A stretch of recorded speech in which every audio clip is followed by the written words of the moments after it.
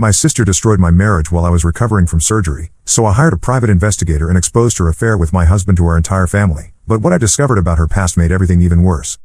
My 28F world has been turned upside down in the past few months, and I'm still trying to process everything that happened. This involves my husband Eddie, 31M, and my younger sister Megan, 25F. Eddie and I have been married for 4 years. We met in college and always had what I thought was a solid relationship. We bought our first house 2 years ago in a quiet neighborhood outside the city. Eddie works in IT, and I'm a nurse at the local hospital. Megan has always been the golden child in our family. She's the youngest of 3 kids, and our parents Rachel, 55F, and Tom, 58M, have always treated her differently. When we were growing up, Megan got away with everything. If something went missing, it was never her fault. If there was a mess, someone else must have made it. Our older brother Mark, 32M, moved to another state after college and rarely visits, which I now understand better. The trouble started 3 months ago when I had to have emergency gallbladder surgery. The recovery was supposed to take a few weeks, but complications kept me bedridden for almost 6 weeks. I couldn't lift anything heavy, couldn't drive, and needed help with basic household tasks. Eddie took time off work initially, but his boss started pressuring him to return after the first week. That's when our parents suggested Megan come stay with us to help out. She had just finished her marketing degree and was between jobs, so the timing seemed perfect.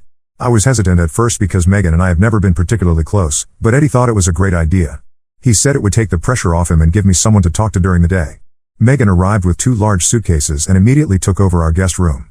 She decorated it with her own photos and plants, making herself completely at home. At first, I was grateful. She cooked meals, did laundry, and kept me company while Eddie was at work.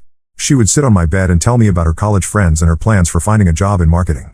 But things started feeling off after the second week. Megan began wearing my clothes without asking.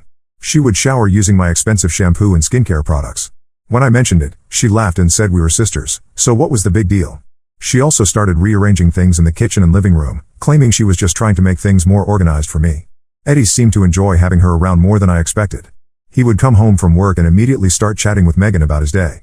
They would cook dinner together while I rested upstairs, and I could hear them laughing and talking. When I joined them for meals, the conversation felt stilted, like I was interrupting something. One evening, about 3 weeks into Megan's stay, I came downstairs to get some water and found them watching a movie together on the couch. They were sitting closer than seemed necessary, and Eddie's arm was stretched along the back of the couch behind Megan. When they saw me, Eddie quickly moved his arm and Megan scooted to the other end of the couch. They both acted like nothing had happened, but the awkwardness in the room was obvious. I started paying closer attention after that. Megan would always offer to bring Eddie his coffee in the morning before he left for work. She would text him throughout the day, supposedly to update him about my condition, but their text conversations seemed longer than necessary. She started doing his laundry along with mine, and I noticed she was handling his clothes with what seemed like extra care, folding everything perfectly. The breaking point came during my 5th week of recovery. I was finally starting to feel better and had begun moving around the house more. One afternoon, I decided to take a nap and went upstairs around 2 p.m. I couldn't sleep, so I came back down an hour later to get some tea. As I approached the kitchen, I heard voices coming from the laundry room. I stopped in the hallway and listened.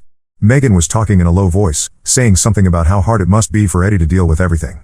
Then I heard Eddie's voice, also speaking quietly, saying that he appreciated everything she was doing and that she made everything easier. There was a long pause, and then I heard what sounded like movement, like someone stepping closer to someone else. I walked into the kitchen and called out to ask if anyone wanted tea. They both appeared from the laundry room immediately, but Megan's face was flushed and Eddie looked guilty about something. Megan said she was just helping Eddie fix a problem with a washing machine, but when I looked, the machine was running normally. That evening, Eddie was unusually attentive to me, bringing me dinner in bed and asking multiple times if I needed anything. It felt forced, like he was trying to compensate for something. Megan stayed in her room most of the night, which was unusual because she typically spent her evenings in the living room watching TV. I started feeling like a stranger in my own house. Eddie and Megan had developed inside jokes and shared references that I wasn't part of. They would start conversations and then stop abruptly when I entered the room. Megan began cleaning the house obsessively, reorganizing everything to her preferences and acting like she was doing me a huge favor. The final straw came on a Thursday evening during my 6th week of recovery. I was feeling much better and had suggested that Megan could probably go back to our parents' house soon since I was almost back to normal. Both Eddie and Megan immediately protested, saying I still needed help and that it was too soon for her to leave. Later that night, I woke up around midnight and realized Eddie wasn't in bed. I got up to look for him, thinking maybe he couldn't sleep and was watching TV. I checked the living room and kitchen but didn't find him. Then I noticed that the guest room door was closed, which was unusual because Megan always slept with it slightly open due to anxiety about being in unfamiliar places. I stood in the hallway for a few minutes, listening. I could hear low voices coming from behind the door, and then I heard what was unmistakably Eddie's laugh. My stomach dropped. I went back to our bedroom and pretended to be asleep when Eddie returned about an hour later. He slipped into bed carefully, trying not to wake me. The next morning, I told Megan that I was feeling much better and that she should probably go home that weekend. She looked panicked and said she thought I still needed more help. Eddie agreed with her, saying we shouldn't rush my recovery. But I insisted, and reluctantly, they both agreed that she would leave on Sunday. That's when I decided to look through Eddie's phone. I had never done anything like that before, but something told me I needed to know what was going on. On Saturday morning, while Eddie was in the shower, I checked his messages. What I found made me sick to my stomach. There were dozens of text messages between Eddie and Megan that started just a few days after she arrived. At first, they were innocent enough, but they quickly became more personal. Megan had been sending Eddie photos of herself throughout the day, not inappropriate ones, but selfies and pictures of her cooking or cleaning. Eddie had been responding with compliments about how beautiful she looked and how much he appreciated everything she was doing. The messages escalated from there. Megan wrote about how she had always thought Eddie was too good for me and how she could see that he wasn't happy in our marriage. Eddie responded by saying that Megan understood him in ways that I never had. They talked about how natural it felt to spend time together and how they wished things could be different. The most recent messages were from the night before. After I had gone to bed, they had exchanged messages about how much they were going to miss each other when Megan left. Eddie had written that the past few weeks had been the happiest he'd felt in years. Megan responded that she had been planning to tell him how she felt for a long time, and that my surgery had given her the perfect opportunity. I took screenshots of everything and sent them to my own phone. Then I sat on our bed and tried to figure out what to do next. My sister had been planning to seduce my husband, and she had used my medical emergency as her opportunity. Eddie had betrayed me with my own sister while I was recovering from surgery in our own house. I decided not to confront them immediately. Instead, I pretended everything was normal for the rest of Saturday. I helped Megan pack her things and thanked her for everything she had done. She hugged me goodbye on Sunday morning and promised to visit again soon.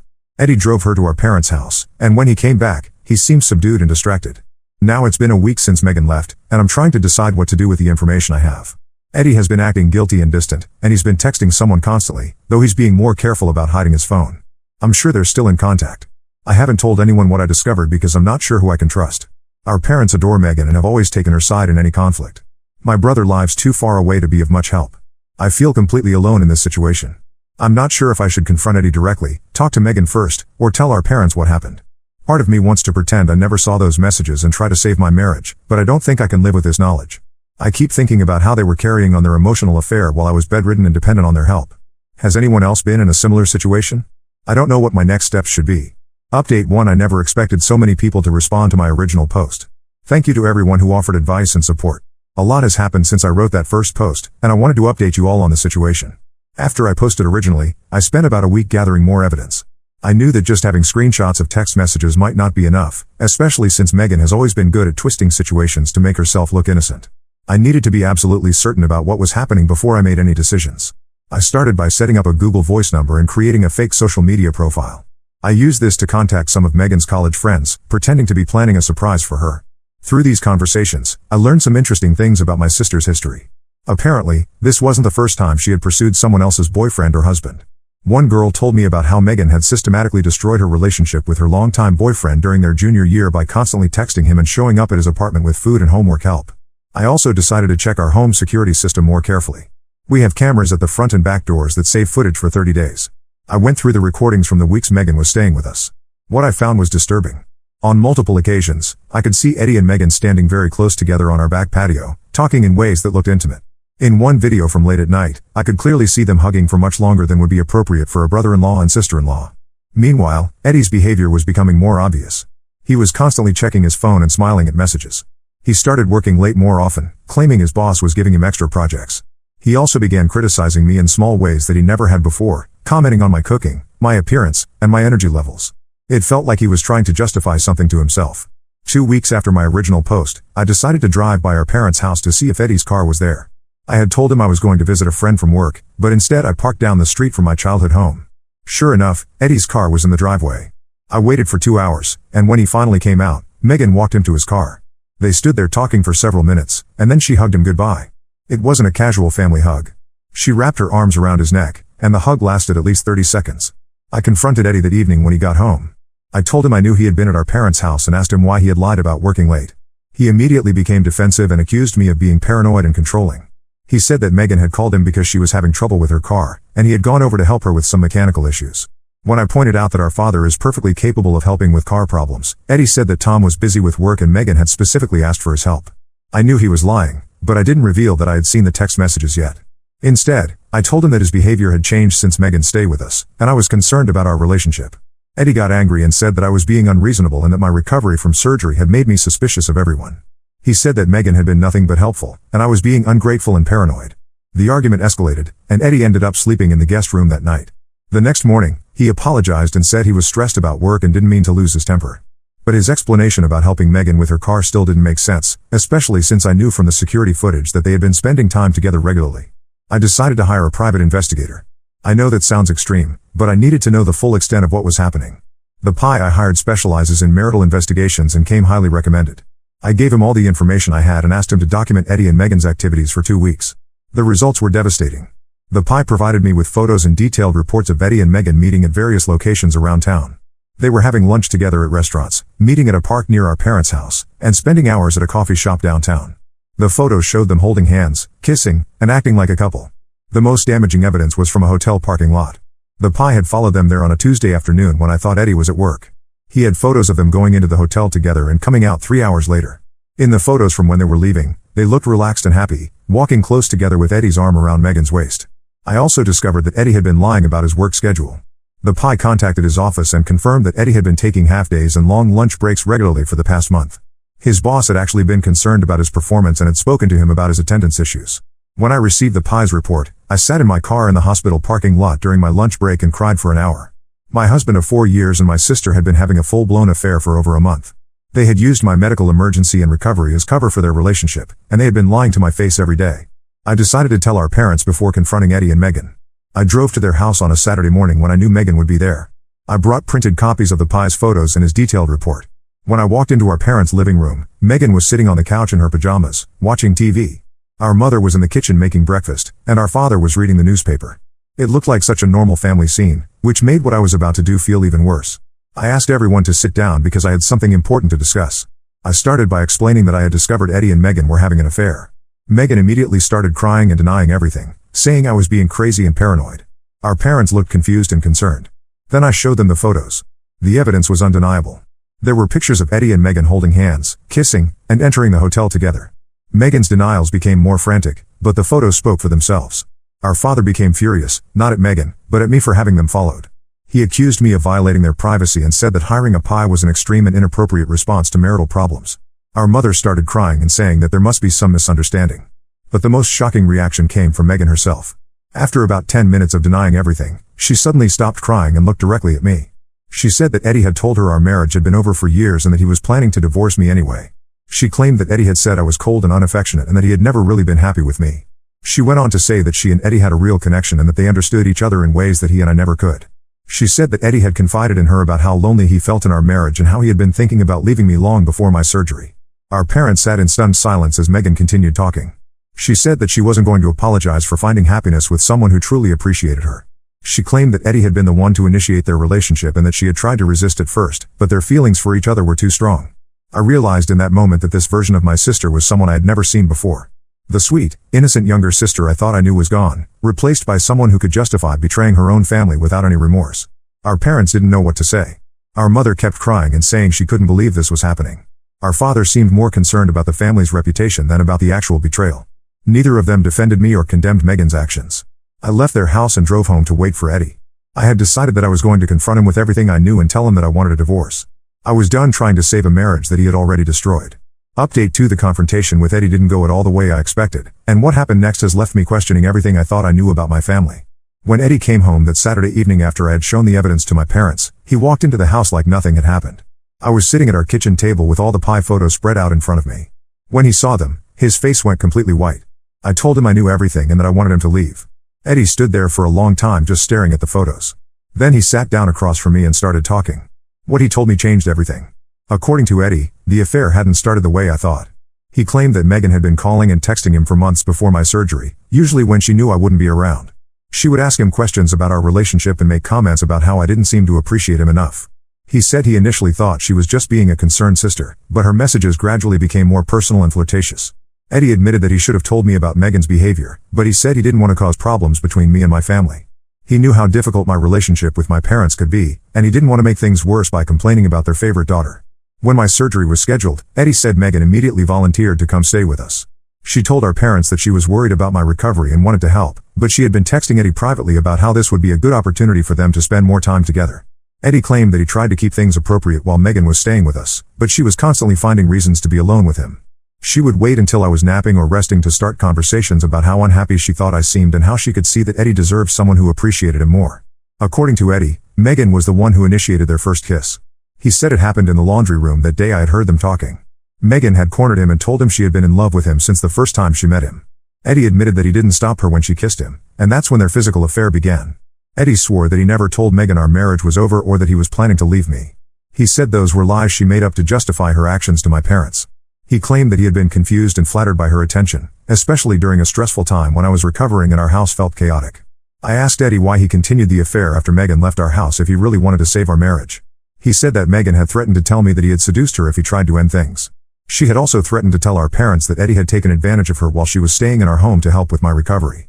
Eddie showed me text messages from Megan that supported his version of events. In these messages, Megan was clearly the one pursuing the relationship and making plans for them to meet. There were also messages where she talked about how she had always wanted Eddie for herself and how she deserved to be happy even if it hurt me. But the most disturbing messages were the ones where Megan discussed her long-term plans. She had written to Eddie about how she thought they should wait until after the holidays to tell everyone about their relationship, giving people time to get used to the idea. She had also sent him messages about how she thought they should handle dividing our assets and whether Eddie thought I would be willing to let them have the house. Eddie told me he had started to realize that Megan had been planning this situation for much longer than he initially understood. He said that some of her comments during her stay at our house made more sense now, like when she had mentioned that our guest room would make a perfect office space, or when she had suggested changes to our kitchen layout. I didn't know whether to believe Eddie's version of events. On one hand, the text messages he showed me did support his story. On the other hand, he had still participated in the affair and lied to me for weeks. I told him I needed time to think and asked him to stay somewhere else while I decided what I wanted to do. Eddie went to stay with his brother, and I spent the next week going through our entire relationship in my mind. I realized there had been signs of Megan's inappropriate interest in Eddie that I had missed or dismissed. She always insisted on sitting next to him at family dinners. She would find excuses to touch him when she talked, putting her hand on his arm or shoulder. She always asked detailed questions about his work and his interests, more than seemed normal for a sister-in-law. I also remembered times when Megan had made subtle comments about our relationship that I had thought were just sisterly concern. She would ask if Eddie and I were happy, or mention that she thought Eddie seemed stressed. She had also made several comments over the years about how she thought Eddie was too good for me, which I had interpreted as compliments but now seemed more sinister. While Eddie was staying with his brother, I decided to do some investigating of my own. I contacted Megan's college roommate, whose name I found on some old social media posts. What this woman told me was disturbing. According to her roommate, Megan had a pattern of becoming obsessed with other people's boyfriends. She would study their relationships, learn about their interests, and then find ways to insert herself into their lives. The roommate told me about at least 3 different instances where Megan had successfully broken up couples by convincing the man that his girlfriend didn't appreciate him enough. The roommate also told me that Megan had specifically mentioned me and Eddie during college. She had shown her roommate photos of Eddie and talked about how she thought he was perfect for her instead of for me. The roommate said she had always found Megan's comments about my relationship creepy, but she hadn't known how to address it at the time. I also learned that Megan had been asking our parents questions about my marriage for years. She would bring up concerns about whether Eddie seemed happy, or mention that she thought I took him for granted. Our parents had dismissed these comments as Megan being a caring sister, but now I could see that she had been planting seeds of doubt about my relationship for a long time. Armed with this new information, I decided to confront Megan directly. I drove to our parents' house on a Thursday evening when I knew she would be home. When I arrived, Megan was in her old bedroom, which she had been living in since leaving our house. I told Megan that I knew about her pattern of targeting other people's relationships and that I had spoken to her college roommate. Megan initially tried to deny everything, but when I showed her the text messages Eddie had shared with me, her entire demeanor changed. Megan stopped pretending to be the innocent victim and became aggressive and defensive. She told me that she had never understood what Eddie saw in me and that she had always known she would be better for him. She said that Eddie had been unhappy in our marriage for years, and she had just given him the courage to admit it. Most shockingly, Megan admitted that she had been planning to pursue Eddie for a long time. She said my surgery had been the perfect opportunity, but she would have found another way eventually. She claimed that Eddie had feelings for her that he had been suppressing, and she had just helped him realize what he really wanted. Our parents walked in during this conversation and heard Megan's confessions. Our father immediately started making excuses for her behavior, saying that she was young and had made a mistake. Our mother began crying again and begging both of us to find a way to work things out as a family. But I was done trying to preserve family relationships that had never been healthy to begin with. I told my parents that Megan had deliberately targeted my marriage and that Eddie and I were getting divorced because of her actions. I said that I wouldn't be attending any family events or gatherings where Megan would be present. Our father became angry with me for making ultimatums and said that I was being dramatic. Our mother accused me of trying to split up the family over a mistake that could be forgiven. Neither of them seemed to understand that this wasn't just a mistake or a moment of poor judgment, but a calculated campaign to destroy my marriage. I left my parents' house that night knowing that my relationship with my family was probably over. Megan had not only taken my husband, but she had also cost me my parents and my sense of belonging in my own family. Update 3: I'm writing this final update because several people have asked me what happened with the divorce and my family situation. The past 2 months have been difficult, but I wanted to share how everything concluded. Eddie and I went through with the divorce. Despite his claims that Megan had manipulated him, I couldn't get past the fact that he had betrayed me during one of the most vulnerable times in my life. Our divorce was finalized last week, and Eddie has already moved in with Megan at our parents' house. Our father helped him move his belongings out of our house while I was at work, which I found cowardly but not surprising. The property division was straightforward since we had been married for less than 5 years and didn't have children.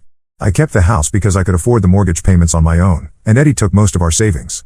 He also took responsibility for his student loans and credit card debt. What surprised me was how quickly Eddie and Megan's relationship fell apart once they didn't have to sneak around anymore. According to my brother Mark, who still talks to our parents occasionally, Eddie and Megan have been fighting constantly since he moved into our parents' house. Apparently, the reality of their situation is much different from the fantasy they had created during their affair. Megan expected Eddie to be grateful and romantic, but instead he seems resentful about how the situation unfolded. Eddie apparently blames Megan for pushing him into a relationship he wasn't ready for and for destroying his marriage before he had decided what he really wanted. Megan, on the other hand, expected Eddie to be completely devoted to her, but he's been withdrawn and moody since moving in. Our parents are struggling with having both Eddie and Megan living in their house. Our father has been complaining to Mark about the tension and drama, and our mother is exhausted from trying to keep the peace. What they thought would be a temporary arrangement until Eddie and Megan found their own place has stretched on for weeks with no end in sight. I've maintained no contact with Megan and our parents, and limited contact with Eddie only when necessary for divorce paperwork. Eddie has tried to reach out several times, claiming he wants to apologize and explain his actions, but I haven't responded to his messages.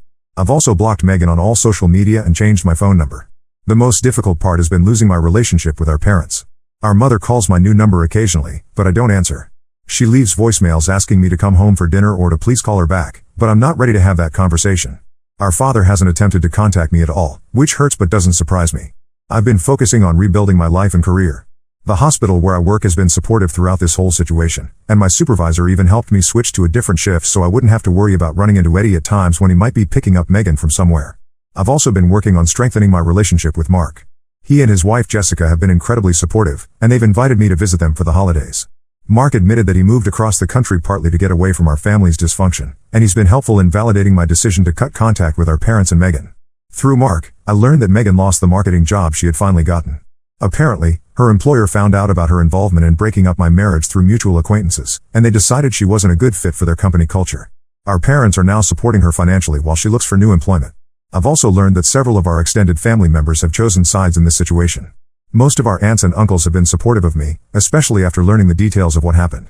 Our grandmother on our mother's side has been particularly vocal about her disappointment in Megan's behavior and our parents' response to the situation. The house feels peaceful now that all traces of Eddie are gone. I've redecorated several rooms and turned Eddie's office into a reading room for myself. I've also started inviting friends over more often, which is something I rarely did when Eddie and I were married. I'm not sure if I'll ever be ready to reconcile with our parents or Megan. The betrayal feels too deep, and their response to the situation showed me how little they value me compared to Megan. Our father's immediate defense of Megan and our mother's attempts to minimize what happened made it clear that they will always prioritize Megan's comfort over my well-being. Some people have suggested that I should consider forgiveness for my own peace of mind, but I'm not ready for that yet.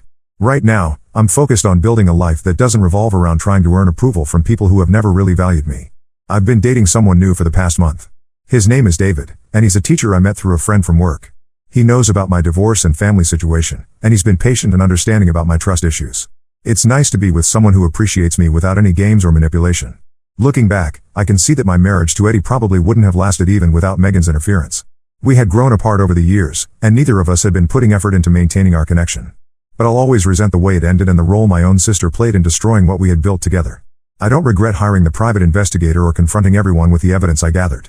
Some people might think it was extreme, but I needed to know the truth and I needed proof that couldn't be denied or twisted. Without that evidence, Megan would have continued to play the victim and our parents would have continued to make excuses for her behavior. I'm sharing this story because I want other people who might be in similar situations to know that they're not crazy for suspecting betrayal, even when it involves family members. Trust your instincts and don't let people convince you that you're being paranoid when something feels wrong. I also want people to understand that cutting contact with toxic family members is sometimes the healthiest choice, even when it's difficult and lonely. I'd rather be alone than spend my life trying to earn love and respect from people who will never give it to me.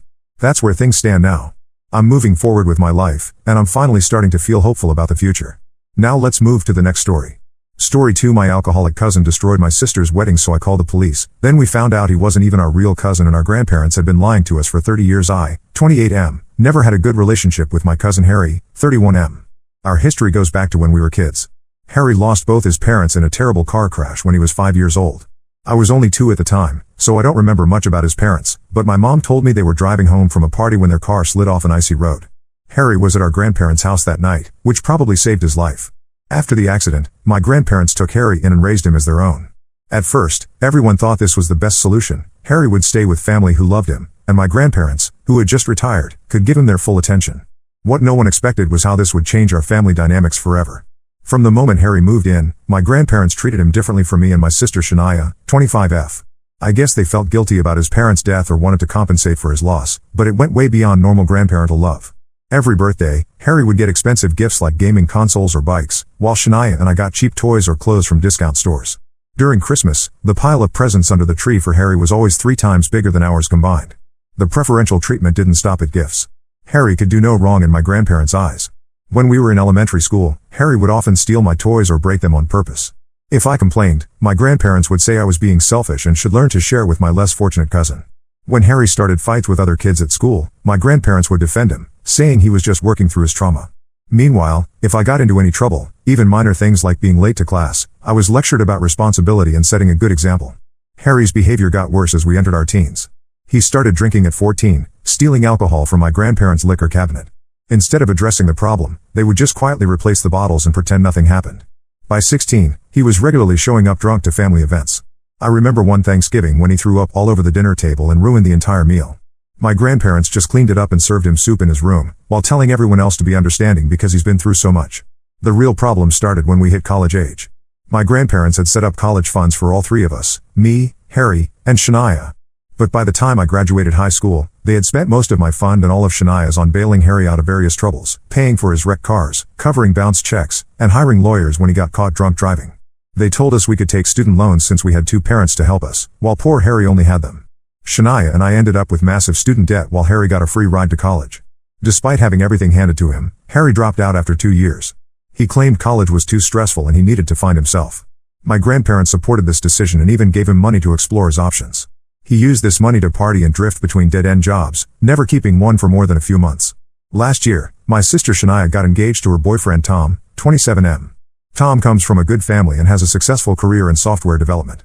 Shania works as a pediatric nurse, and they saved for over a year to have their dream beach wedding. They planned everything carefully, wanting it to be perfect. A week before the wedding, Harry suddenly showed up at my grandparents' house. He claimed he had been sober for 3 months and wanted to make amends with the family. He gave this whole speech about how he had hit rock bottom and realized he needed to change. He even showed my grandparents an AA chip, though I later found out he bought it online.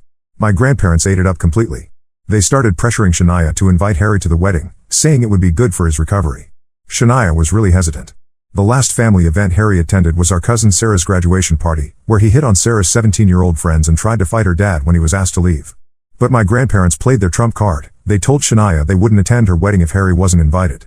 They said she was being cruel and unforgiving, and that family should always stick together. Shania was heartbroken. She had always been close to our grandparents and wanted them at her wedding. After days of guilt tripping and emotional manipulation, she finally gave in and invited Harry. The wedding ceremony itself went okay, probably because Harry didn't have access to alcohol until the reception. But once the bar opened, things went downhill fast. During the father-daughter dance, I noticed Harry making multiple trips to the bar. By the time the speeches started, he was visibly drunk. When Tom's best man was halfway through his speech, Harry stumbled to the front and grabbed the microphone. What followed was a complete disaster. Harry started rambling about how Shania was always jealous of him growing up, how she would cry to our grandparents about the gifts he got. He accused her of marrying Tom for his money, saying she was just a gold digger like her mom. When Tom's father tried to intervene and take the microphone, Harry sucker punched him, breaking his glasses and giving him a bloody nose. The entire reception erupted into chaos.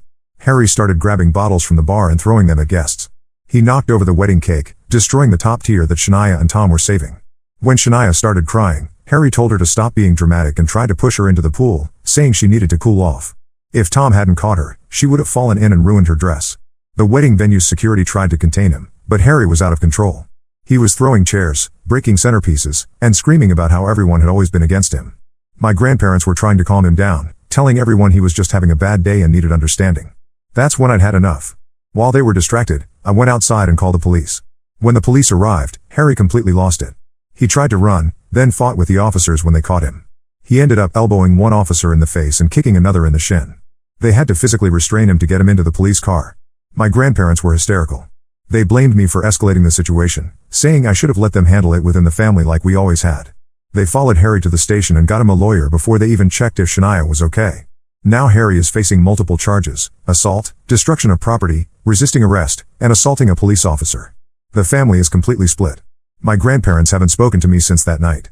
They're spending their retirement savings on Harry's legal defense and telling everyone who will listen that I betrayed the family. Some relatives agree that Harry needed to face consequences, while others think I went too far by involving the police. Even Shania, whose wedding was completely ruined, says that while she's angry with Harry, she feels guilty about him potentially going to jail. I feel like I finally did what everyone should have done years ago: hold Harry accountable for his actions. But seeing my family torn apart makes me wonder if I made the right choice.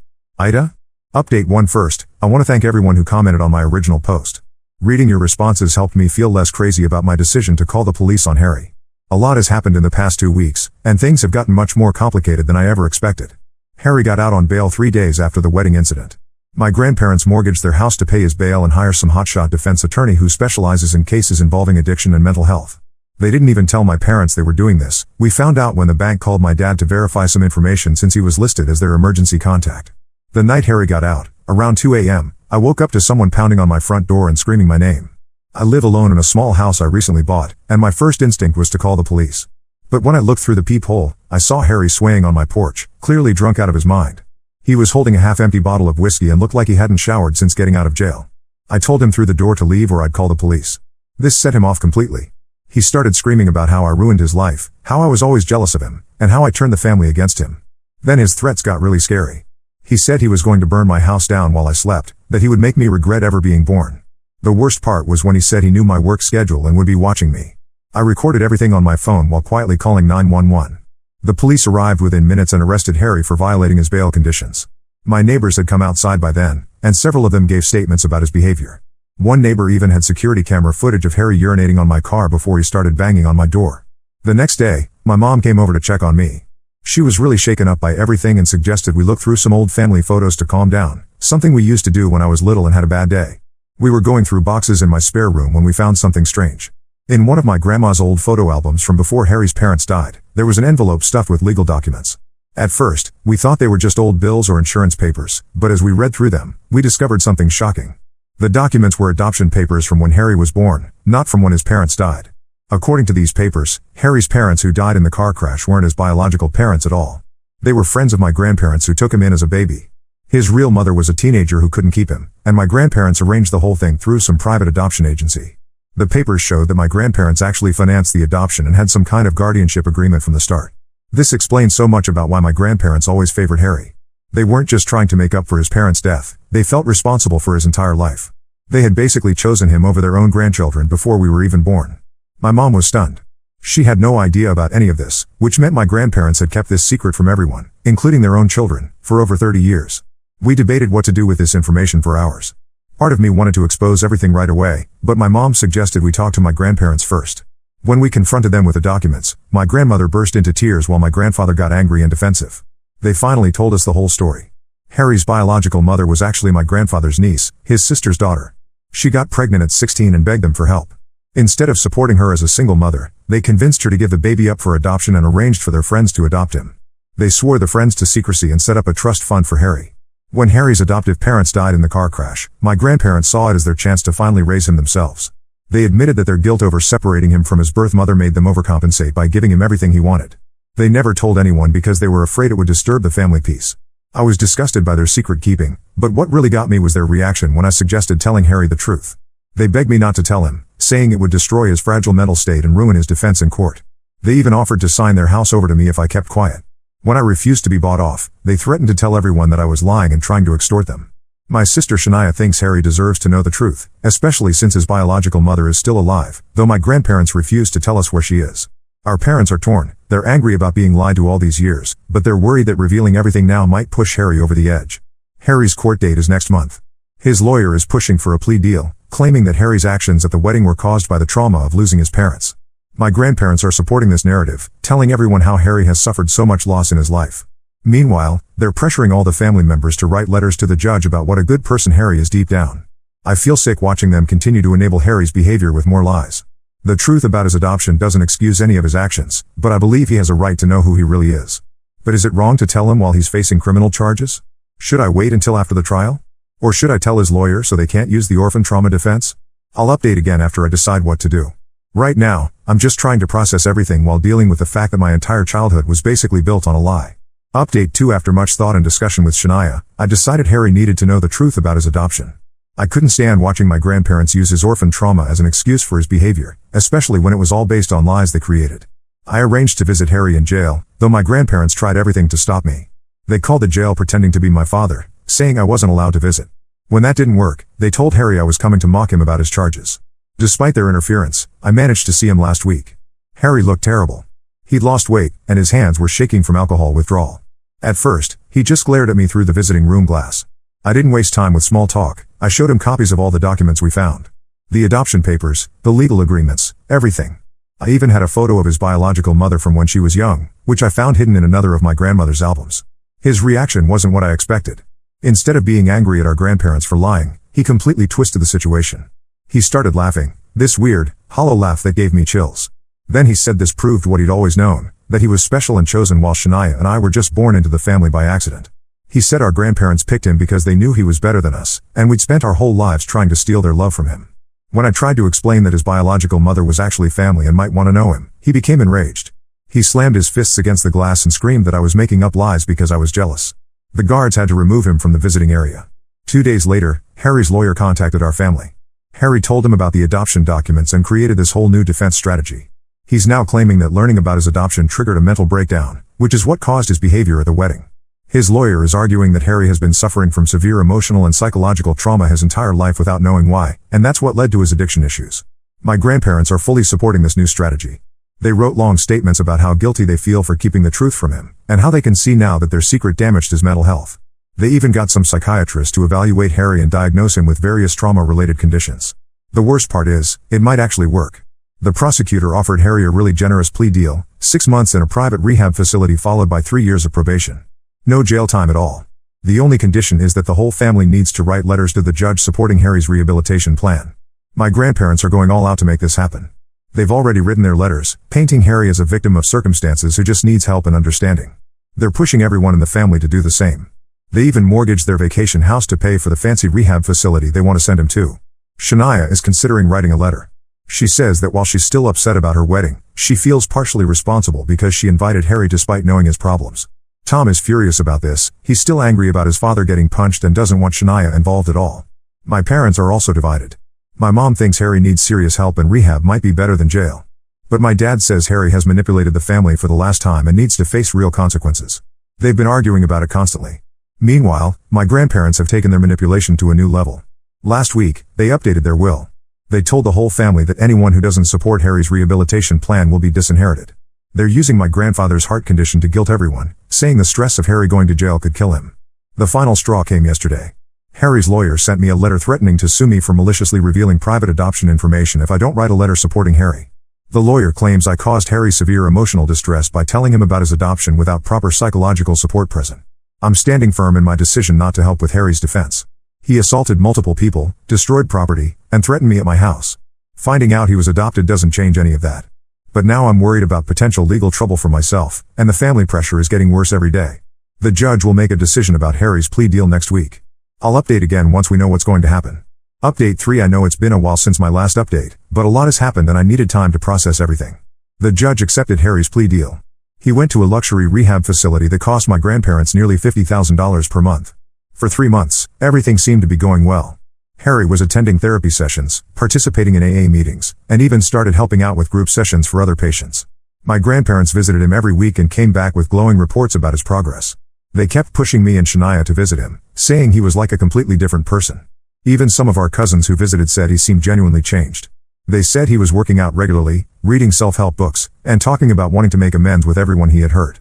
Shania eventually gave in and visited him in month 2. She said he cried and apologized for ruining her wedding, promised to pay for a vow renewal ceremony, and even wrote a letter of apology to Tom's father. I still refused to see him, which made my grandparents increase their pressure on me. They said I was being stubborn and preventing the family from healing. Then, last month, Harry completed his rehab program. He moved in with my grandparents since one of his bail conditions was having a stable residence. He got a job at a local warehouse and started attending daily AA meetings. My grandparents were ecstatic, telling everyone this was the fresh start Harry needed. Everything fell apart last week. Tom and Shania were woken up at 3 a.m. by their security system. When they checked their cameras, they saw Harry in their driveway, slashing their car tires. Tom called the police while Shania called our grandparents. By the time anyone arrived, Harry had not only destroyed all 4 tires but had also spray-painted "Gold Digging Bitch" on the side of Shania's car and "Family Traitor" on their garage door. The police found Harry passed out in his car 2 blocks away with empty vodka bottles and a bag of pills. When they arrested him, he was screaming about how Shania and I had stolen his inheritance. Apparently, he had overheard our grandparents discussing changing their will back to include all grandchildren equally since he seemed to be doing better. This sent him into a rage. But here's the worst part, we discovered that Harry had been planning this for weeks. The police found a notebook in his car filled with disturbing writings about getting revenge on the family. He had detailed plans to burn down both my house and Shania's, lists of our daily schedules, and information about our workplaces. He'd even taken photos of Shania's house and drawn X's over all the windows. My grandparents are still defending him.